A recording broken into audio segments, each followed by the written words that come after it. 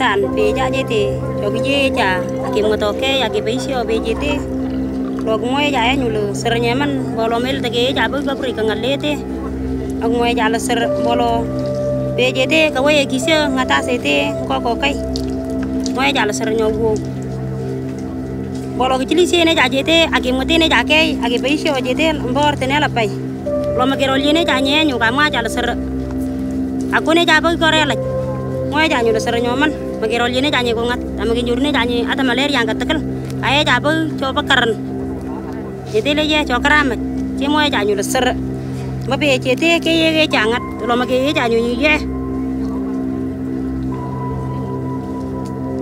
ser nyaman ser nyowu arota ko ka le nyokram.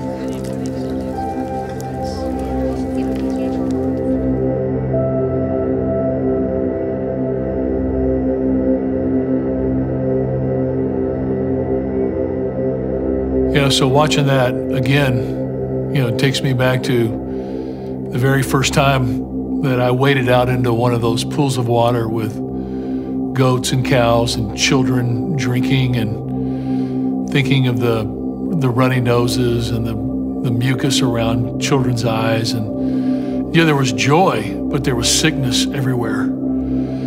And seeing again that God has allowed us to be a part of changing hundreds of thousands of people's lives by giving them health, like clearing up their nasal passages to not cough. Just that woman thinking she's not going to need to cough anymore. She's going to live maybe double her lifespan, maybe keep all of her children alive, and that all of that then leads in to a people group of over 1 million to be open to Jesus Christ and His love, so that physical water leads to people engaging with the living water of Jesus Christ. And we get to be a part of that.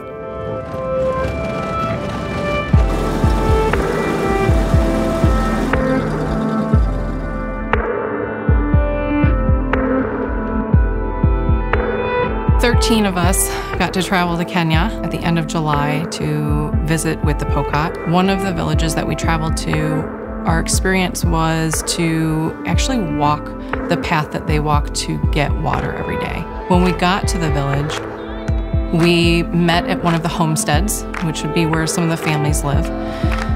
We told them what we were there to do. We were there to go on this walk with them to see what it's like to walk to the water, see the water, fill the water jugs and carry them back. The expression on their face when they were trying to understand, well, why would you want to do that with us? That just didn't really make a lot of sense. But they were open to it. They said, if you want to do this, okay.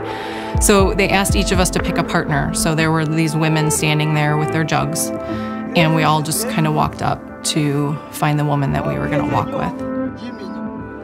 So then we started on our journey.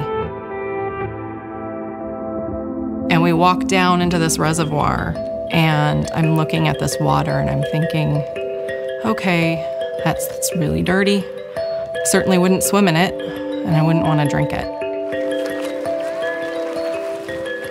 And I start putting my jug down, and I'm not doing it right, obviously. There's a way to do this, and I don't know how to do it, but she starts doing it just to make sure that it gets in right, and everyone's kind of has their jugs, and we're standing there with our ladies, and now it's time to walk.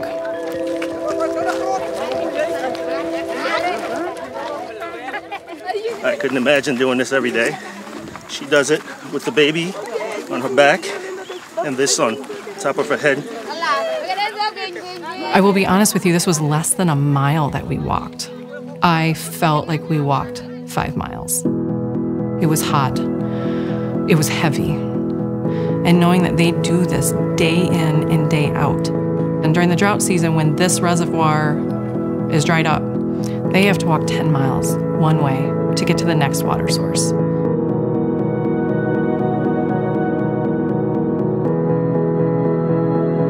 More than any culture that's ever existed, we're people that observe other people's problems from a distance. And eventually, we become almost immune to the suffering of other people.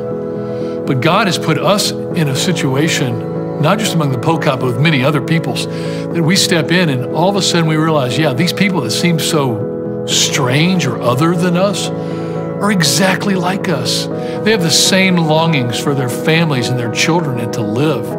And now we're not disconnected. We're not just some distance place. Now we're brothers and sisters, and we're in it together forever.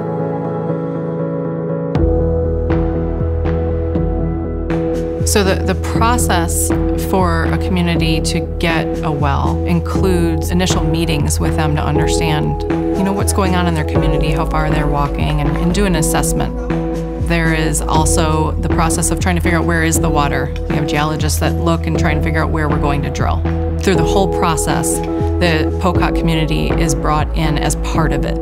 They really want to make sure that they're taking ownership of the entire process. Once that community now has the location of where the well is going to be and the pathways to get there, the rig is brought out. The rig starts drilling. This could take multiple days. It really just depends on the terrain. It depends on how far they have to drill to reach that water.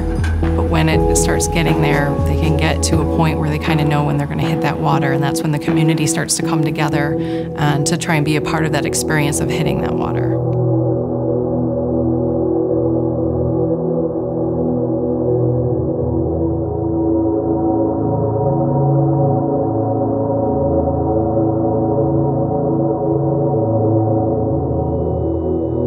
The women came chanting, and it was like we knew something big was happening.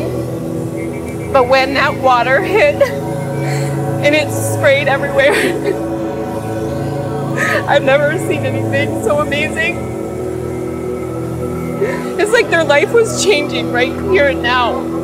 These kids on their backs have a future because of this. Later, they told me what they were chanting, and they were chanting praises to the people around here today and to God, and that just warmed my heart that they know Jesus, and they know that that's where this is coming from.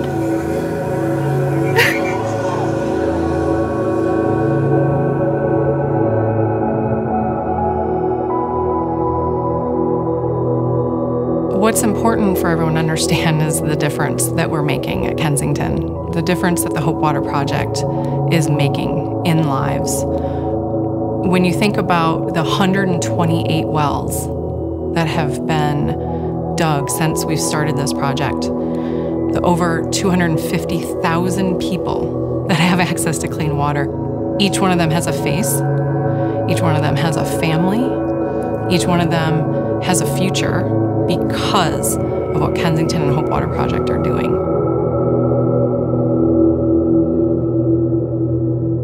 This explosion of water is going to create an explosion of change. And it's going to be a physical transformation. Their children aren't going to die anymore. They're going to live to adulthood. Schools are going to come. There's going to be a church that meets there every week, multiple times a week. People are going to come to Christ. Those kids right now that never had an anticipation of even going to middle school are going to go to high school, and some of them are going to college and even graduate school from that community.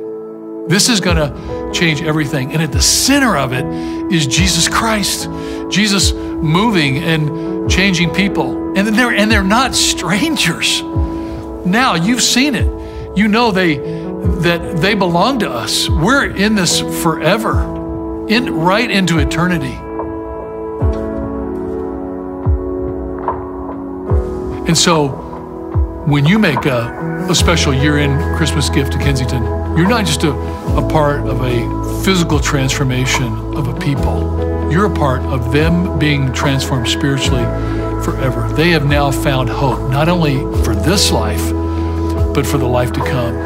They are finding a purpose. They're seeing Jesus Christ move in them. And what's amazing is they're now moving out to other tribal groups around the world. So when you make your gift, Jesus is pouring through you, and you're a part of this. And I want to thank you for stepping into this with me once again.